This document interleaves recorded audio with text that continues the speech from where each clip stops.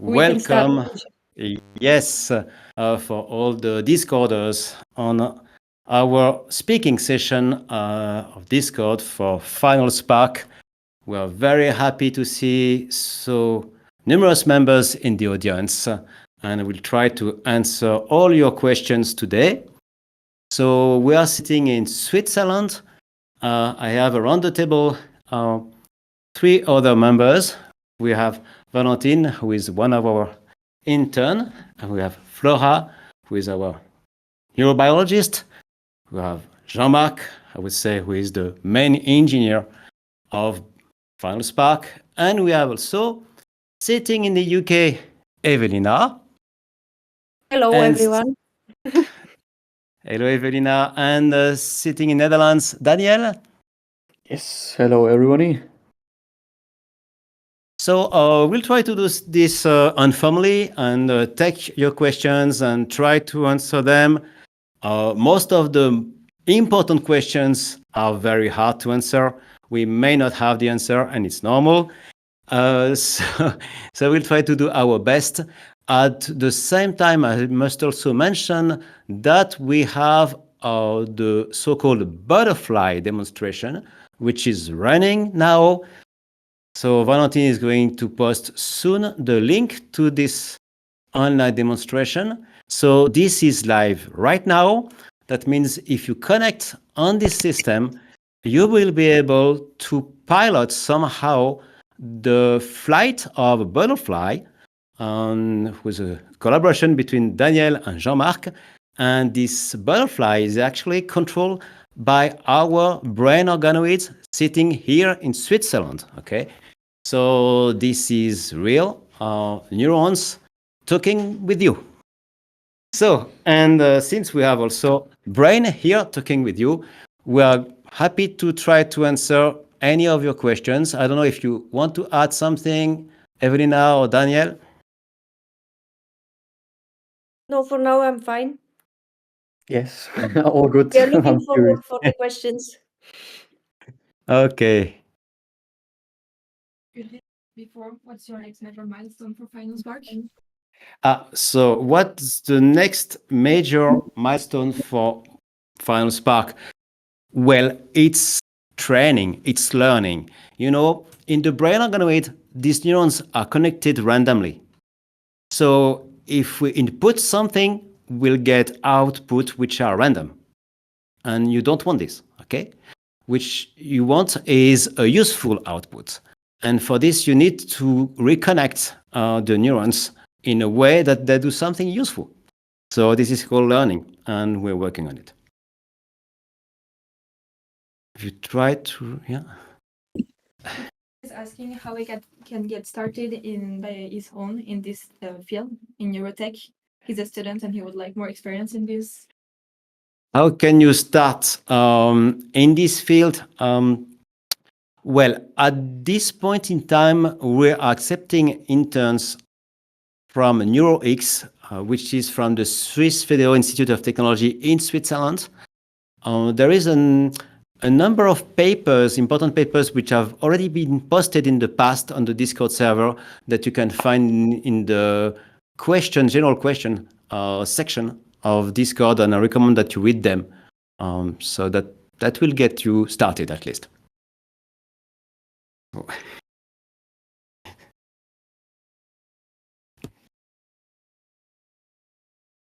To duplicate the trained organoid.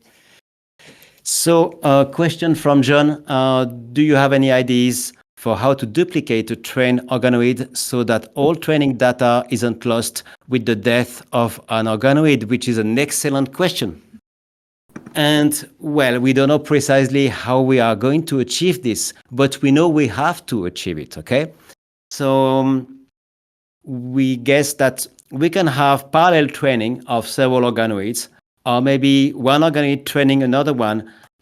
This is still something for the future. I'm sorry, I cannot answer better. If Ewelina or Daniel have better ideas, you're welcome. Commercialization plan for FinalSpark.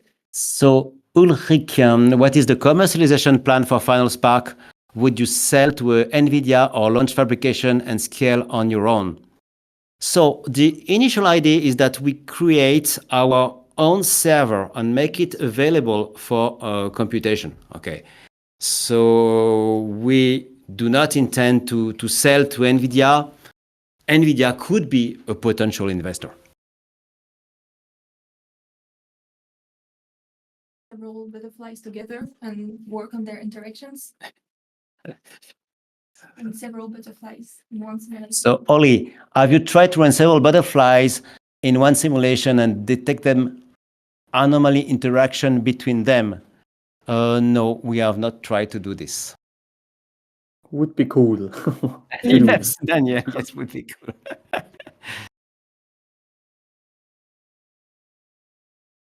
I think this is. Akash, I saw that your access to organoids also includes storage for the recording data. Are you open to offering GPU access in your cluster so that users can run AI workloads alongside the organoid with low latency? That's an interesting idea to add some GPU power for the neural platform users.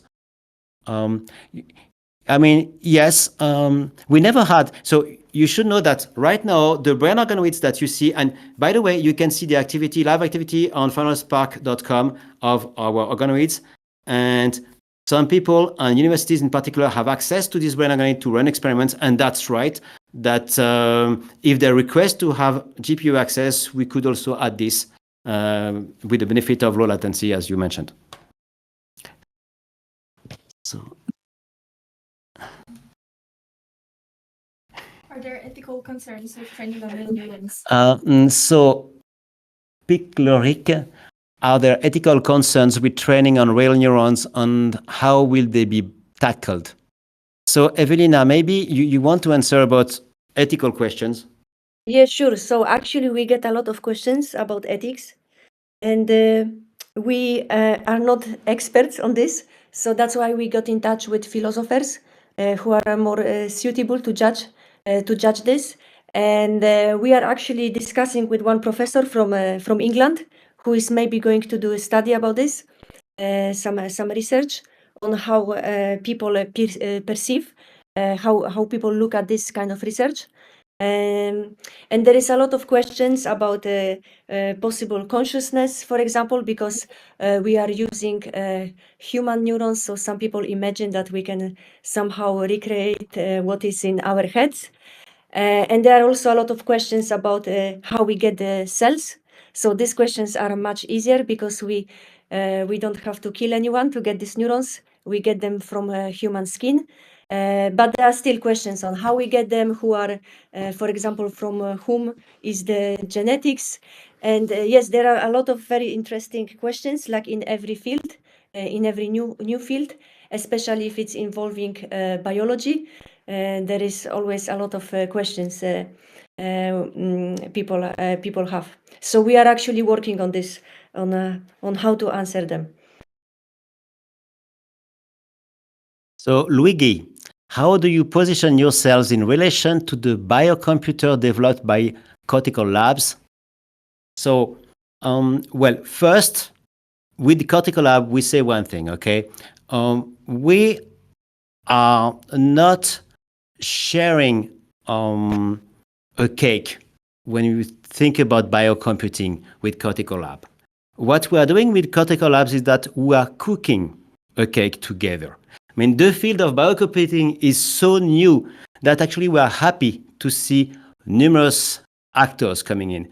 So what we propose today is a rental platform where people can directly experiment and play with neurons and do some research instead of taking care of cell culture when you get the hardware yourself. And we know that it's not easy, and we do this for you. And the second question of Luigi was, do you accept PhD students for short-term visits of a few months? So one of our member of the team is Gregorio, who is actually doing a PhD, which is partially financed by FinalSpark. So now short-term visits of a few months, I mean, this is not excluded. We prefer to select people coming from the NeuroX training from the Swiss Federal Institute of Technology here in Switzerland. But if you have some specific ideas, you can always contact Ewelina. And Akash, what do you think are the most useful potential applications of the neural platform or biological computers in general? So these are two different questions, okay? Because if you think the potential application of neural platform is to do research, and research in every direction related to human neurons. And this is happening now. We have 9 universities using them for research. So this is operational. Now, if we talk about biocomputers, the main application that we see is actually to do things like Amazon Web Services, where basically we will provide cloud computing, but using bioservers, consuming like 100 times less energy.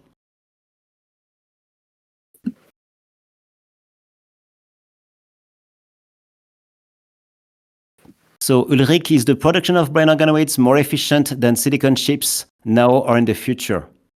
So you say more efficient. I mean, does it cost less energy?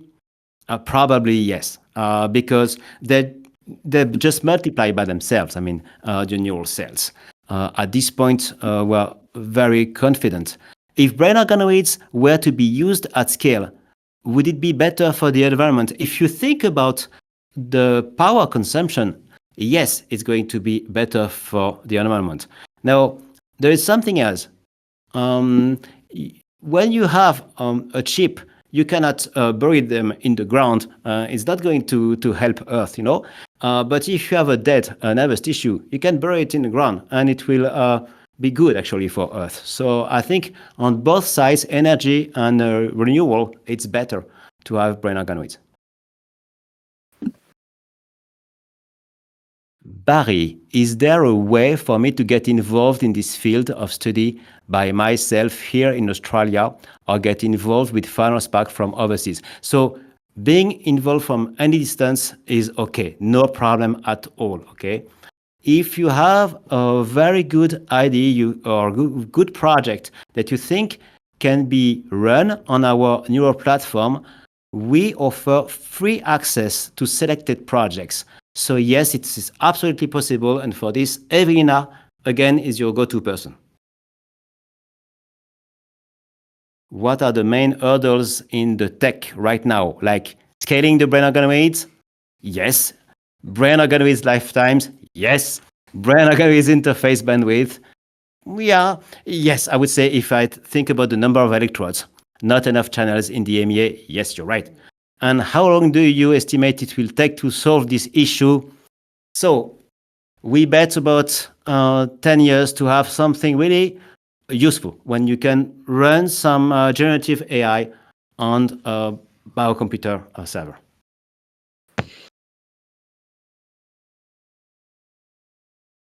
Tempester, how do you determine which data output is useful? Well, I mean, this is very simple. This one is simple. This is cool, okay?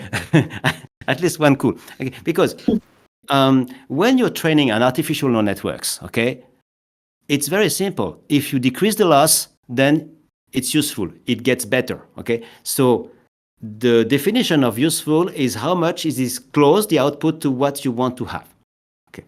Period. That's it. It's very simple defined. But there were other questions from you. As far as I understand it, the organoid takes in input, which generates a lot of random data. Does the organoid get punished? Well, it's not a question about generating only random data. It's the question about getting closer to the exact output that we want. If you consider, for instance, that you have 8 electrodes as output, you can consider this as a vector in 8 dimensions. And then if you get closer to this vector, then you can reward it.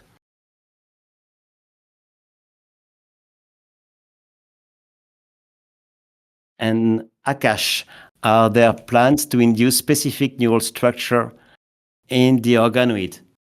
Yes. There are not specific plans to induce neural structure.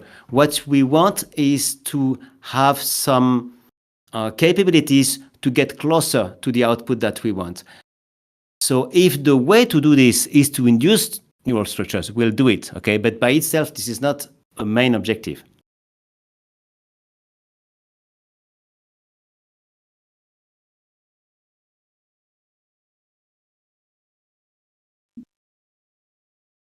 So I guess this one is for Daniel, because it says from Barry, it says, how did Daniel get involved in biocomputing? Because I think your initial background was in computer science, right, Daniel?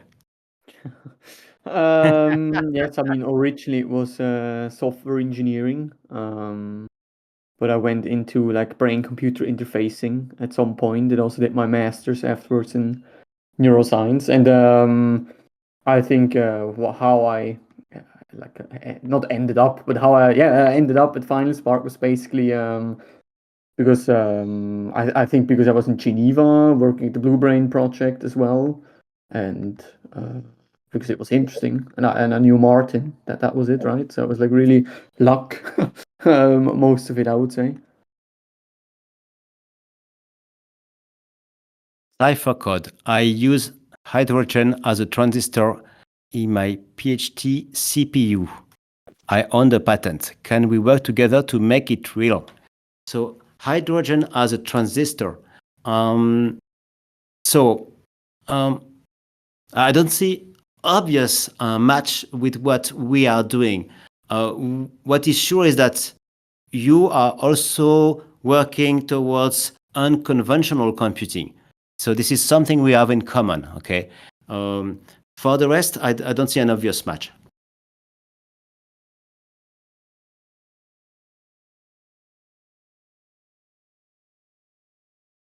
So Ulrike, are there specific computations for which the organoid excel? I imagine it's better at discrete math than quantum computation.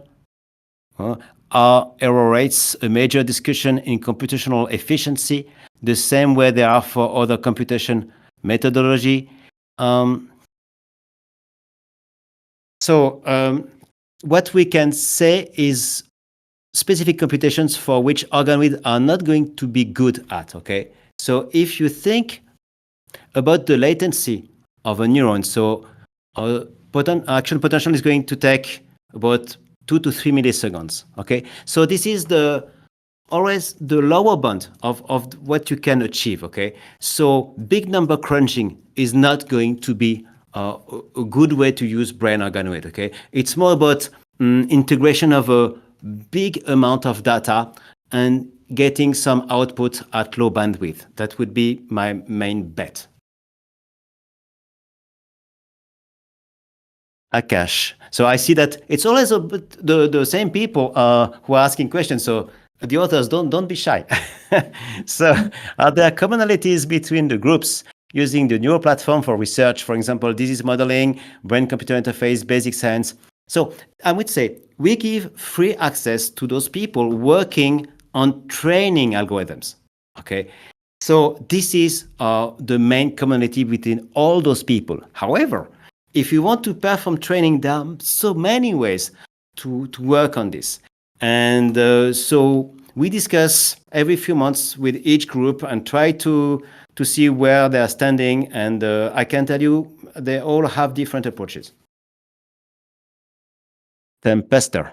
Are hypothetical questions valid? As in, once this technology is working, hypothetical scenarios using this tech.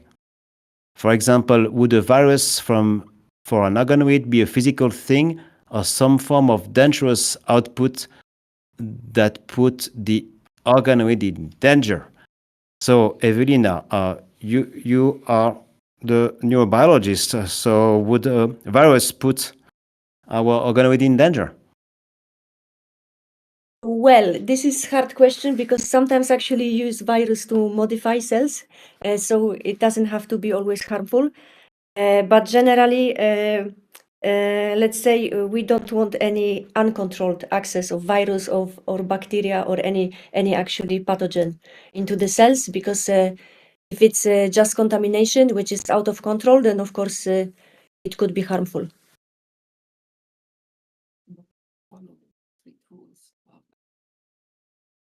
So in order to avoid contamination in the lab, we are indeed following very strict rules, which are enforced by Flora, who is Yes. sitting with us. And so we try to avoid these kind of things. Like Tempester is asking also, organoids can get sick. Actually, they can even die, okay? And Yes, for it's instance, very serious. yes. So we take great care of this. The worst, probably, I don't know, for me being bacterial contamination. So in 24 hours, basically, if you have one bacteria, is going to contaminate the whole medium, and everything will be dead. Yes. Barry, do you think making computers based on organic neural networks would make them better at things like human context, languages, creativity, art, music, rather than big numerical operations? I would imagine these computers to work in a similar way than humans' brain do. And if so, what values would it provide in terms of data operations used for training models and in cloud computing services? Short answer is I don't know. If Daniel or Ewelina know, you're happy to speak your opinion. I mean, because you have to differentiate intuition. Okay, intuitively, I share your belief. Okay, it's made like us. Maybe it's a bit like us. Okay, but it's just a belief. Okay, we have to reason by scientific rules. And at this point, we have no reason to think that we would get some such sophisticated capabilities that you are describing here. I agree with this. I think it's mostly intuition at this stage.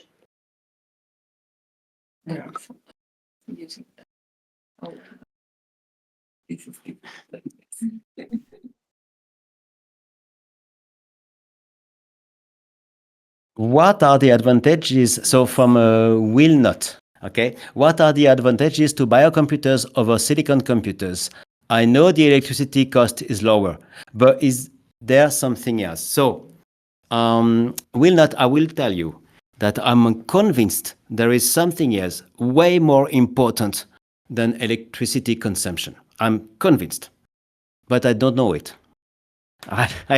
So I'm sure there is something else that will come in time. Okay, so right now we are looking for the low-hanging fruits, like we say. And we have unexpired milk. Wonderful name. So how long do organoids last before they die? And is there any restrictions to how long you can use them for, like how scientists can only grow embryos for 14 days?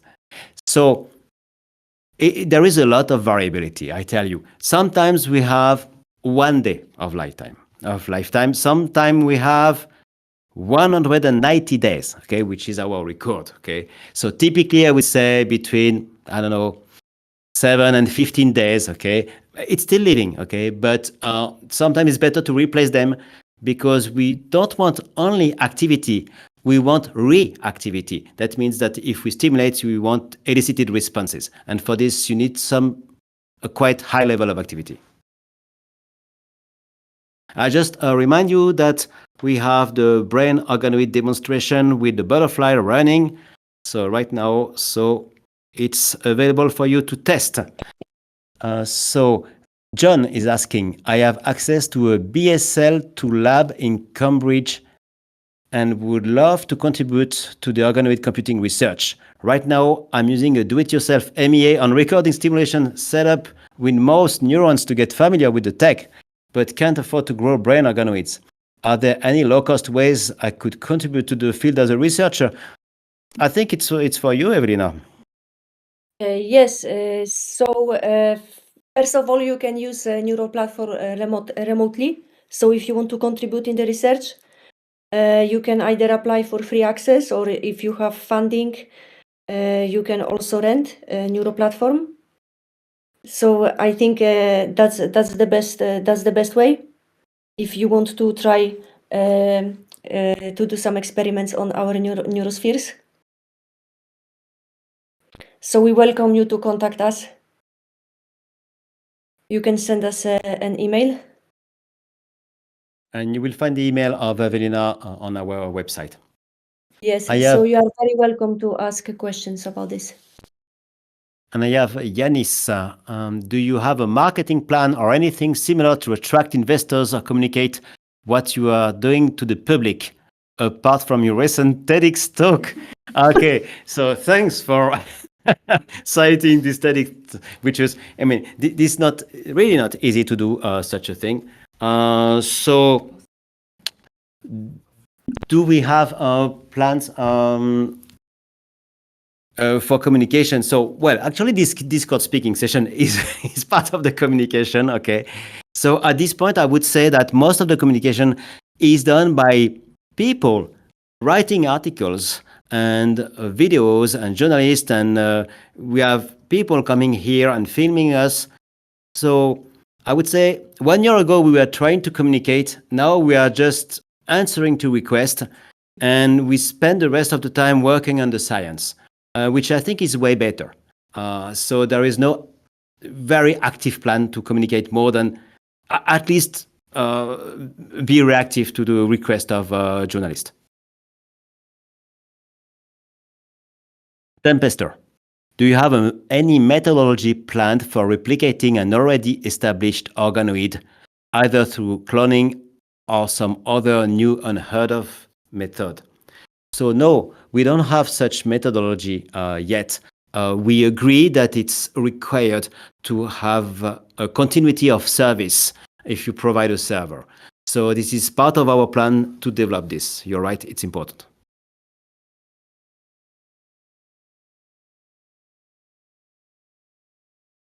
And thanks, Valentin, for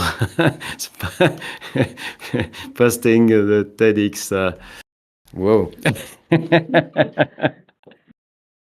So we have now 27 people in the audience. So Levesimo Cracker. Hello, FinalSpark team. Hello. How long do you think it will take for this technology to become commercially available? Are there any key challenges or milestones that need to be addressed before it reaches the market? Yes, speaking from Brazil. Hello from Brazil. So I think we take about 10 years to have commercially available product that will be a server, a cloud computer. And ideally, it should be transparent. It should run generative AI, typically, okay, because I mean, it's the most obvious target to run AI, because AI runs with artificial neurons and we have biological neurons. And we hope that, yeah, we can deliver this service in a way that it's transparent to the end user. And George, would you say that organoids are a useful experimental model to study plasticity at the circuit network level, in particular with respect to neuromodulators, realistic ion concentrations, different neuron and glial cell types, etc.? Do you know of any papers on this? So yes, brain organoids are just a dream to do exactly what you said. And you talk about studying plasticity, okay? But of course, if we're trying to achieve training, we have to master neuroplasticity.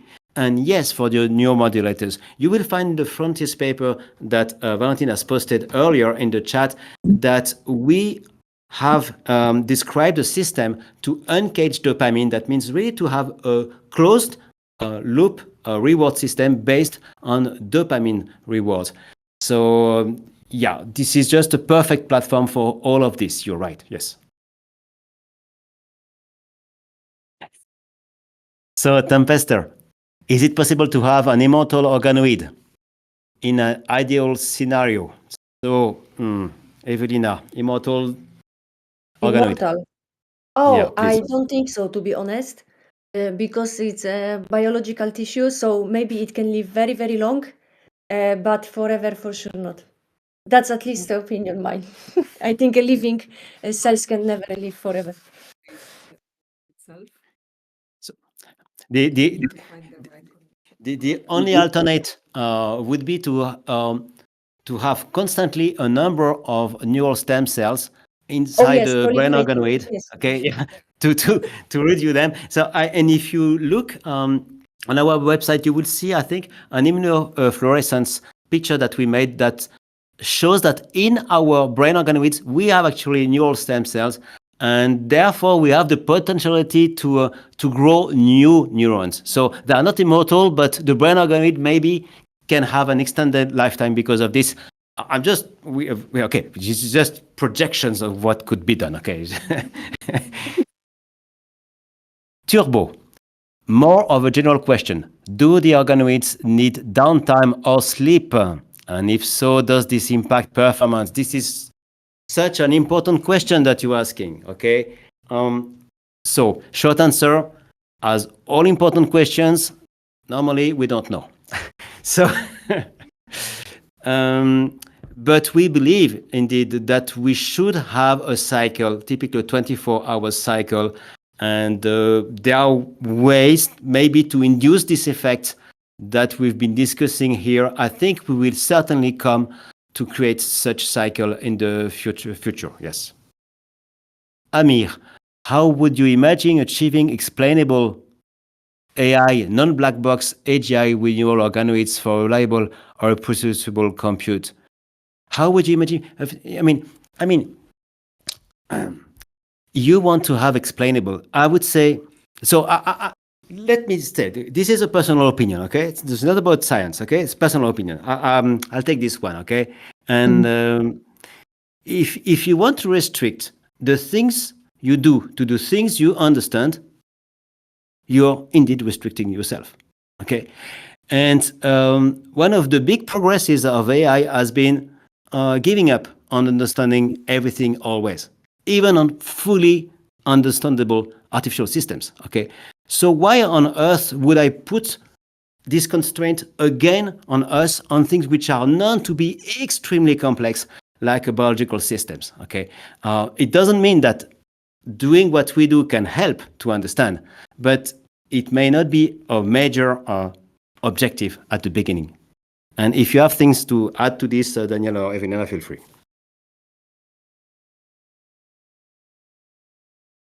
I have Unexpired Milk, who is saying, how much does it usually cost to create an organoid for use?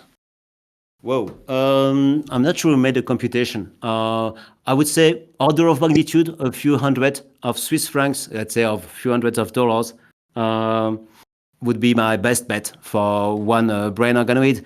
But you have to factor in the fact that we are in Switzerland when we have the highest wages in the world. So this is also one point. And we are not trying actually to have a low cost. I'm pretty sure that we could decrease this by a factor of 100 if we wanted to. How can you separate measure with biological mechanisms are involved when the organoid is performing a task? And what is the difference between an organoid and a neurosphere, and how should we call it?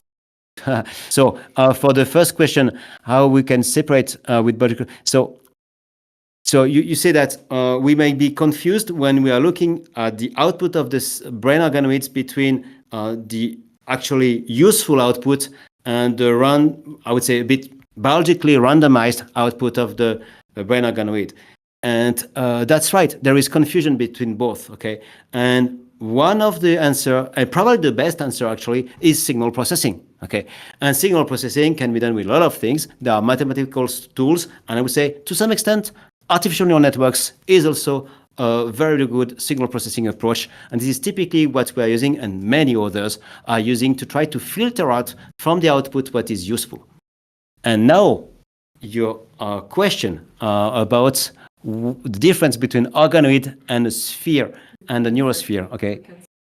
Yeah, so there is a link which has been published in Nature that makes the difference between neurosphere and what we are calling brain organoids. I would say that's an important question because for long we've been calling it a neurosphere at FinalSpark. Now we switched to brain organoids. I want us understanding that with neurosphere you had mainly neural stem cells, while with brain organoid you had more differentiated cells. I'm looking at Flora now. I don't know if and Ewelina, if you're free. So I'm not sure about what is the good answer to your excellent question. They derive from stem cell. and they have a structure. So before we were calling them neurospheres because we didn't have a real structure of a particular. So one of the way to make the difference is the internal structure. Basically, one would say if you have no internal structure, you have a neurosphere. If you have a sophisticated internal structure, you have more of a brain organoid. So A brain organoid is something that is coming from stem cells. So, and we are differentiating them from stem cells.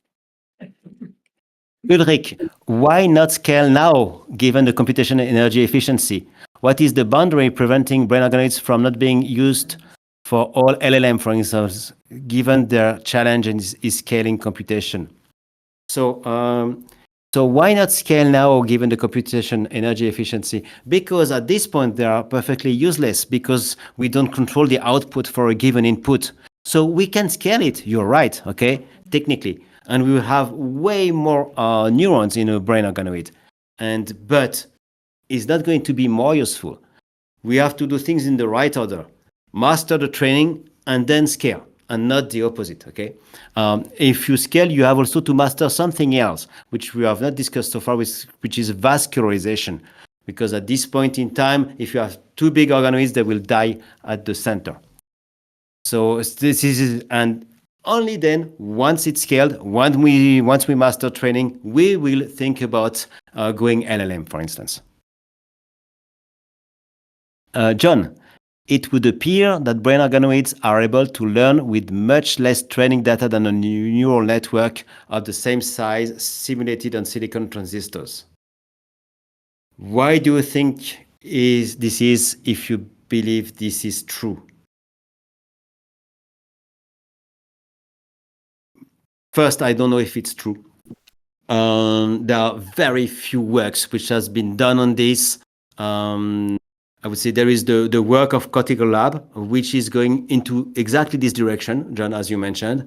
But you have to consider this is a new field, so not enough data to state if this is true or not. I'm sorry to. If you have more accurate answer, Ewelina, Daniel, feel free. I think we can only expect this when we look at the human brain, that we know that neurons in the human brain can learn from very few examples.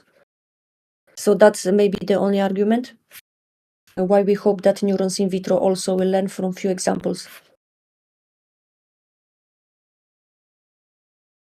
And we are very far to have the size of a human brain. Right now, we have typically 10,000 neurons.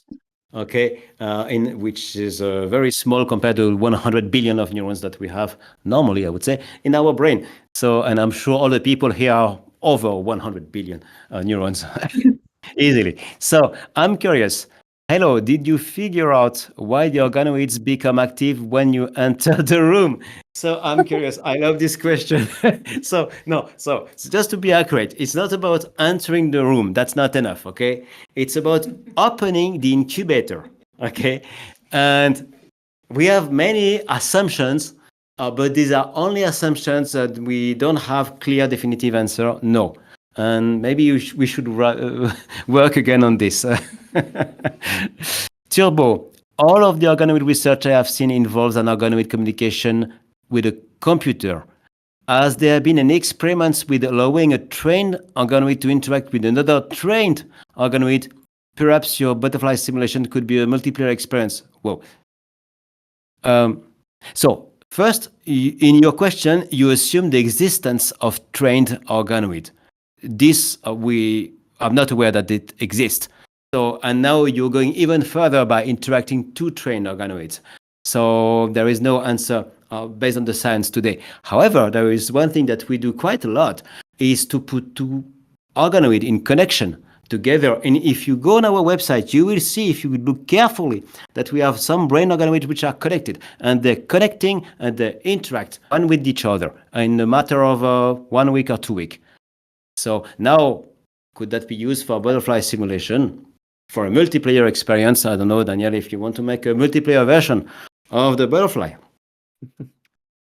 Yeah, it would be nice actually to do that, not only because it's like new and nobody's done that, but I think it would also be very, very interesting actually to see if like there's any structural change in like the recorded data. That would be definitely super cool to do.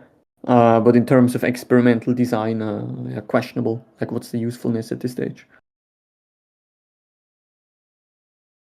Unexpired Milk is asking, what purposes would the organoid have in the real world, like in the field of medicine? So the first purpose is biocomputing, is make a computer that is using neurons instead of transistors to perform computation, okay?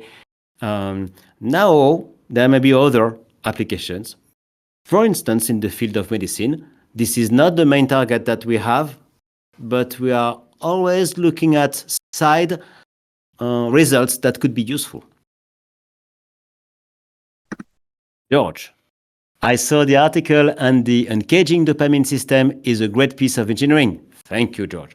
My question was aiming at insights that could help our neuroscientific understanding. 1.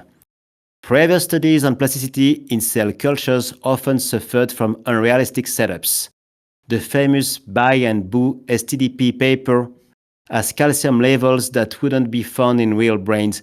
I don't know this paper, but yeah, maybe you should look at it. What would be your main concerns of organoids as model systems of real neural circuits?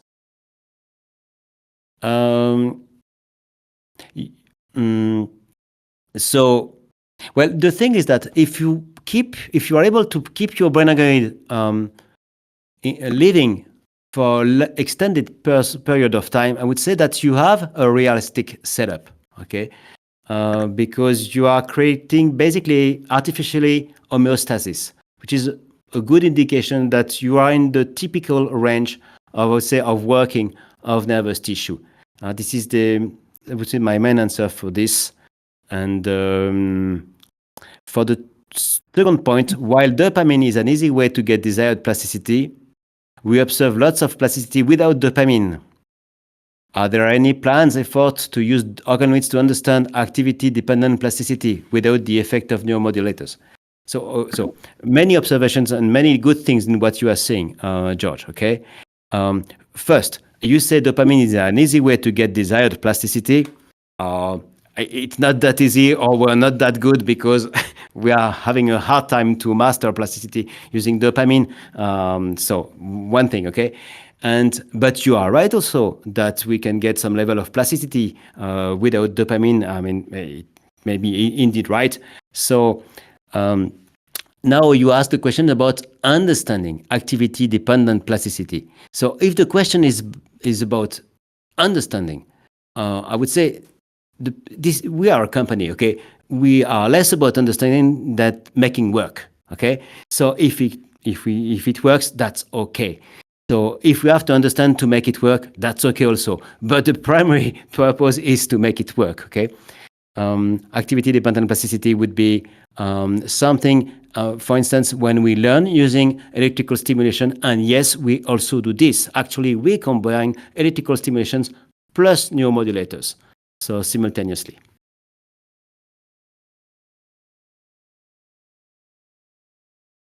Do you have any bachelor worker researchers in your team? Bachelor researcher. So no, your bachelor is very young, actually. So bachelor, I would say we had some interns who was very young. Actually, we had 15 years old and 16 years old people coming, yeah, for 2 weeks. So well, this can happen. This is absolutely not standard. And I think there was a second question. I'm doing in my bachelor in computer science and biology, and I'm really interested in startups like this, but I really doubt I'll seek higher education. I'll seek higher education. It's all about talent, okay? We don't really care about who you are, where you stand. Even your education background is not the fundamental thing. What matters is how much you are good and how much you are motivated. Okay, and this for this is always the go-to person is Ewelina. If you read the papers, you understand them, you understand the science, and you propose experiments that make sense with the capabilities of what we are, okay? And then I tell you, you will be considered and independently of your background. Akash, have you noticed any impact of different development stages in your brain organoid? For instance, do you see different spontaneous activity patterns during week 1 and week 6? Yes, Akash, you're so good. Of course, you see some variation in the activity. So, when you say weeks, okay, you have to differentiate the weeks that you spend in the orbital shaker, okay, and then sometimes we spend up to 1 year, okay, with the brain organoids in the orbital shaker, okay, and then you have the weeks you spent on the electrodes, okay. So, and this is very different, okay. So, I would say that if we spend like 3 months in the orbital shaker, we may have less activity than if we spend 6 months. Okay. Now, if we are on the electrodes, at the beginning, we have the highest activity, and then it's going to decrease over time. And the rate of decrease is going to be extremely variable, depending on we don't know what. Okay. Mr. Cooking, first question I think of Mr. Cooking. What type of scalability issues do you guys expect to get once you start providing these bio-neural nets to the public as a cloud services? So, Mr. Cooking, imagine this. Right now, we are using a neurosphere of 500 microns of diameter.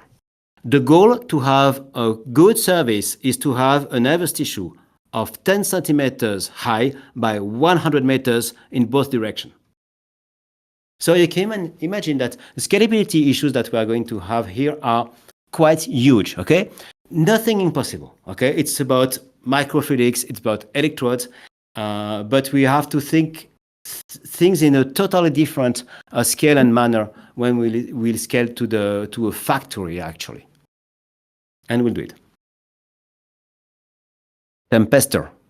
Would an ideal scenario for an organoid be on embedded computing? Yeah. Not dismissing the possibility of actual programmable organoids, but want to see where an organoid would be at its most powerful as a tool. So, embedded computing. You mean that like the brain organoid would be in your smartphone, for instance, or directly on your device? I mean, this is not excluded, okay, that in the long term, people can go in this direction. We are only at the infancy of this new industry, okay? Ultimately, you could have, indeed, maybe some objects which feature some of processing of information done by nervous tissue living around your object, like hybrid object. But at this point, this is pure science fiction for sure. Turbo, would the plans as a company be to have your organoids all be on site? Or will you sell them as units for use overseas? I don't understand what you guys are trying to profit from. So, well, the profit ideally would be just done by having a biocomputer that is performing the same computation for 100 times less electricity. Then we can rent at 100 times lower price if you say that basically most of the costs come from electricity, and then you have a competitive advantage. So, and then you can make some profit. Actually, our projections are over several billion of profits after 2030s. Ole, have you tried to stimulate organoids by using sound waves or light impulses? So, sound wave, there has been some work which has been done with ultrasound, which is done to work actually. And regarding light, so there is some phototoxicity which exists. So it's less a stimulation than a problem actually to have light on them. I must say that your question is also very important because, as you may know, we are using uncaging process when we use ultraviolet radiation to open molecular cage that frees dopamine in the medium, okay? So because of this, we are actually already eliminating our brain organoids with light, okay? And our main concern is to make sure the UV light itself is not actually stimulating the brain organoids, okay? So we always check that we have no or very low reaction to light stimulation, and so far we didn't have. Of course, if you start to have genetic modifications, it's absolutely possible to have neurons which are sensitive to light. It's absolutely well documented in the literature, and this can be done. Barry, so is it possible for me to work with FinalSpark if, as a bachelor student, can understand the research paper and the science and have a good understanding of my own computer science studies? Are there any other ways other than free access to be able to work with FinalSpark because I understand most of the research paper? Well, so is it for me? Yeah, you can work with FinalSpark, but are there any other ways than free access? I mean, free access is everything you need, okay? If you have free access, you can start your own research working with us. You can even publish on this. So you have everything available for you. I mean, we are totally open to this. If you're selected, perfect. I mean, it's okay for us, no matter your background. Amir, what do you expect to be your customers, and has there been any interest from companies like OpenAI or government bodies? So, our customers are sometimes surprising. We have people who want to rent access, they pay for it, and it's okay. And so this can be research institutes, this can be car companies. Now, OpenAI, no, we have not been contacted by them so far. I think we are totally off their radar, okay? They are so much successful with, I would say, traditional AI. I'm not sure they want to look around.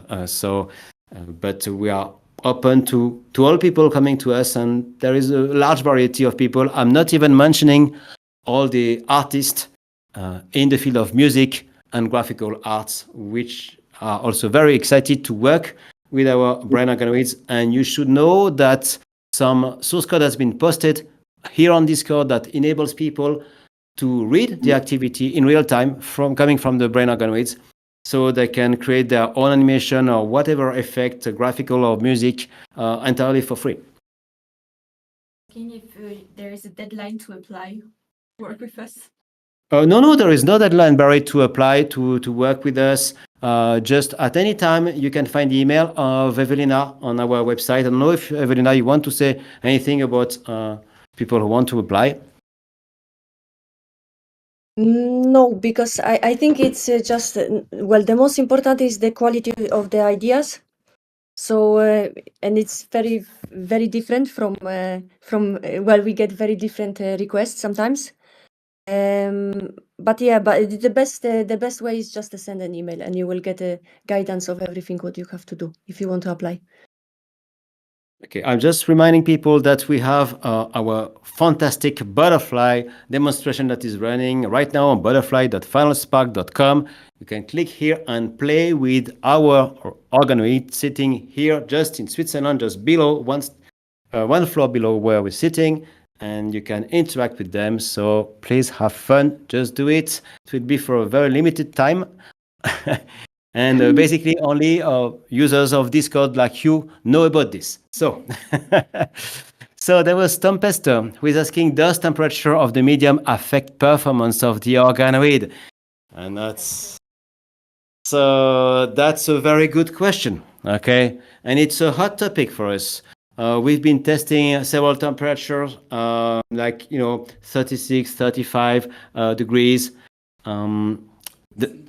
So this is an ongoing experiment here. So we don't know what is going to be the result, but there is some literature that says that there is indeed some impact. But as usual, there is the literature, and there is what we measure in our lab. And at the end of the day, we trust what we measure by ourselves. Mr. Cooking, Are the organoids capable of doing binary calculations directly, or do you guys have to convert digital to analog for the organoids to be capable of doing calculations? Well, first, the organoids are not able to do calculations at all at this point in time. Okay, unfortunately, we're working on it. Okay, and indeed, right now we have analog to digital converters for getting from the electrodes the action potential and giving it to the computer, and digital to analog converters to generate some stimulation signals. And Turbo, is there a reliable source of cells and equipment if we want to run the experiments ourselves? So, there are different things. You talk about, cells. It's, for instance, you've got Thermo Fisher, which is one of the leading companies for this. Now, if you talk about equipment, I mean, it's the same. There are some very well-known suppliers in this field. You need a laminar flow hood, for instance. You need probably a centrifuge. You need actually a bunch of things, actually. We created our own cell culture lab here, and I tell you, we had to buy many things. So if you want to do it by yourself, I tell you, already it's going to be expensive. Maybe one way is to look at already used second-hand equipment. Maybe you can find some pretty good deal. Times or I do this kind of message. Same as Barry, I'm doing a bachelor in business, but since I read about FinalSpark and biocomputing, I'm passionate by your project, and I want to contribute for research and development, or at least about it. So if you want to contribute, there are several ways to contribute for FinalSpark. We have a number of people actually who contribute for free and actually are like ambassadors of FinalSpark that talk about it. They talk to media, for instance. They write about what we're doing, and we are happy to help you spread the word about biocomputing.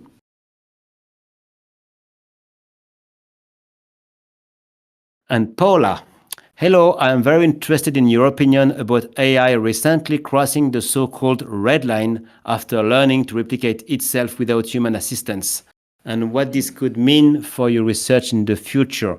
So we are so far from this, okay? I mean, this is not AI, this is OI, this is organoid intelligence. And we are at the very beginning of this. So there is no risk that the behavior of the brain organoid could replicate itself. Actually, it's one of the objectives which has been mentioned several times by the questions of the people. How are we going to automatically retrain our brain organoids? We don't know how to do this right now. In unexpired milk, do you have any way for people to work in FinalSpark lab to help create the organoids? So normally we take people from the Swiss Federal Institute of Technology coming from the NeuroX training.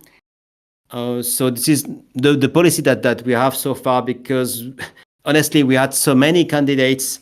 We had to find a simple way to select some source of interns. So you can always, if you are very passionate about this, write to Ewelina and think and motivate why you would like to do this at FinalSpark. Tempester, is the data output from the organoid get passed through an in-house compiler? Does it have a name? No.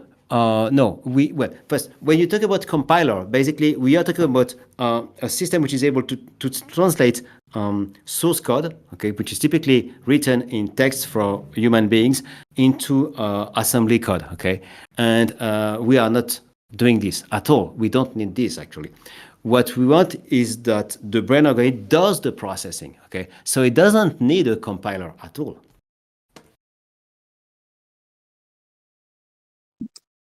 I think 1 minute from the end.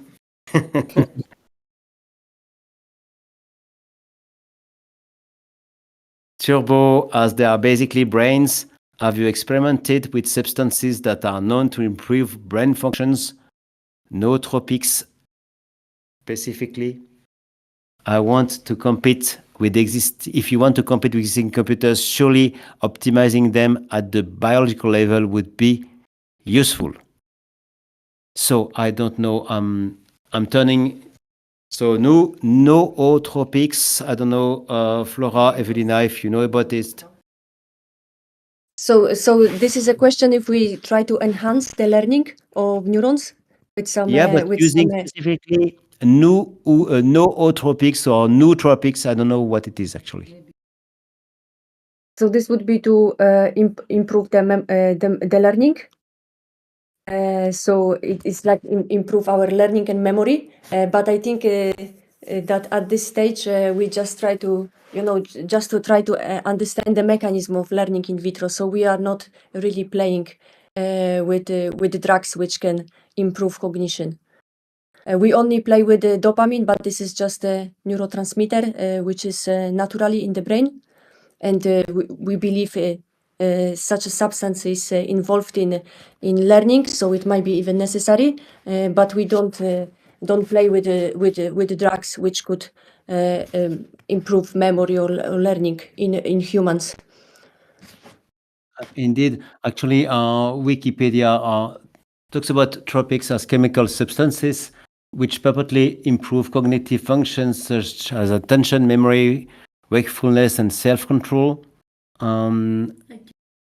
Maybe caffeine is one of the citicoline. It's mentioned. So no. B12. So I think we're B27, not B12. Okay.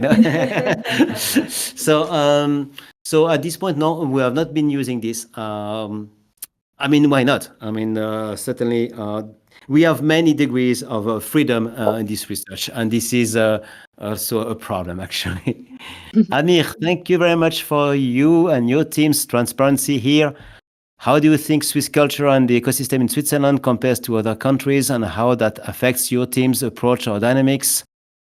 I asked before, I'm considering accepting a master's in life science engineering from EPFL.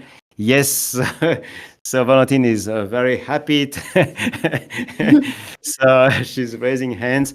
So I don't know about how is the Swiss culture different, because we're just in this path of Swiss culture, so I don't know how it's different from other cultures. So, so maybe it's different. There is something special about Switzerland, at least, is that the two main suppliers of high definition multilateral arrays are Swiss. So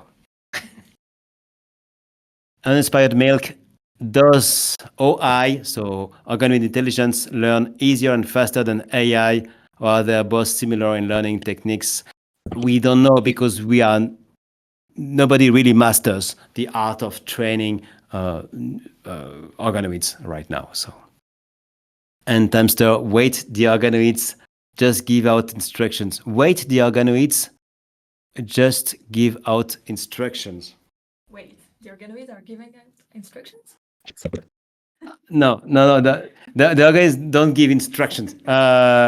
They just output some data, okay, which are action potential, which, again, you can come on our website in the live section. You will see the live activity in real time coming directly from Switzerland, from the lab here, of our organoids. If they don't spike, they are dead. So as simple as this. I think we are close to the end here.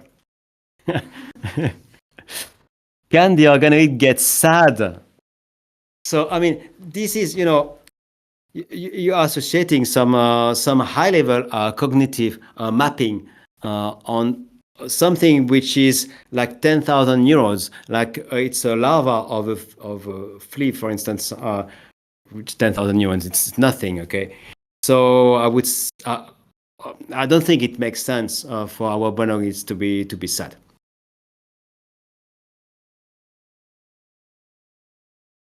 Akash, have you been able to reliably induce oscillations of particular frequencies? Example, theta, gamma. So yeah. If you talk about, when you talk about oscillations like this, I mean, you are talking with a large number of neurons normally, okay? So in our case, we have not so many neurons, and we detect each of the actual potential. Now, it doesn't remove your question, because we could still average this across time. And I don't remember that we ever tried to measure this on our own brain organoid. It's theta and gamma. It's a scale that we cannot register because it's a very low frequency and long time. Good. I think so. Something that we cannot record in our system. But We are not sure even that our the performance or the specifications of our electrical system is able to record this low variations frequency. So, Olesh, is there any plan to increase the count of MEAs in the near future? The number of MEA, I would say, is increasing. I would say every quarter. Okay, I would say we are adding at least one MEA every quarter. Okay, so I think now we have 6 or 7. I don't know, I'm lost.